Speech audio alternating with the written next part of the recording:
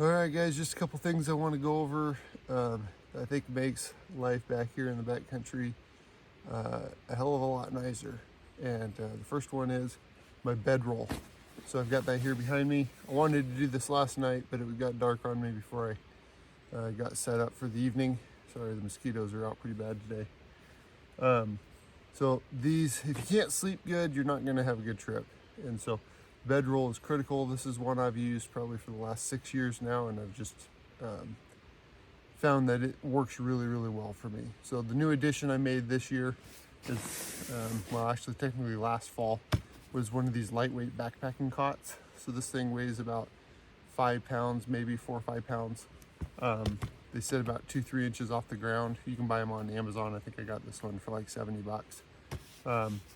And it's I would say this is probably the lowest on the priority of comfort, but it is kind of nice because it smooths out rocks and stuff and gets you up off the ground a little bit.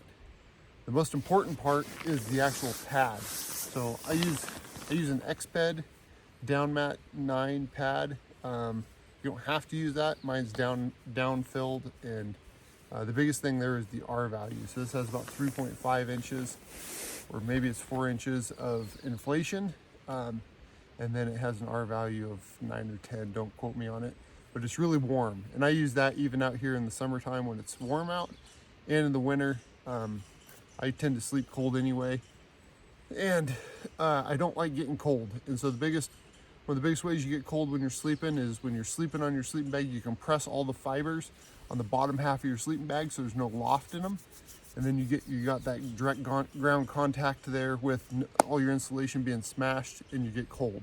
So this insulated mat really helps protect against that and keeps you warm, as well as if you put this directly on the ground with the air thickness, it helps smooth out some of the bumps and stuff. What I found works really good for me is to put this on the cot, and then I like having my pad just deflated just a little bit so it's not quite so firm, and then I'm a side sleeper, so then my shoulders and hips can kind of dig in to this pad, and it helps even out just like on your home mattress.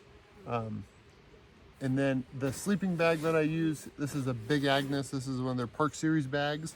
It's part of their sleep system. So this bag is technically a quilt. So it only has insulation on the top and the sides. There's no insulation on the bottom. And the bottom, instead, it has a big sleeve that this pad slides into, and the pad is designed to be the insulation on the bottom of the bag with a quilt. And so I really like it. It keeps the pad firmly attached to the bag, so they're one unit. You don't slide off of it in the middle of the night. It cuts down on some weight because you don't have all the insulation on the bottom. That's not doing you any good anyway. And these bags are kind of oversized, so they feel like a big comforter wrapped around you. They unzip on both sides, so you can get in and out on either one. It has a nice little mummy style head pocket in case it gets really cold. And then I bring a little inflatable pillow. I don't know, I don't even think it weighs half a pound. And it slides in there.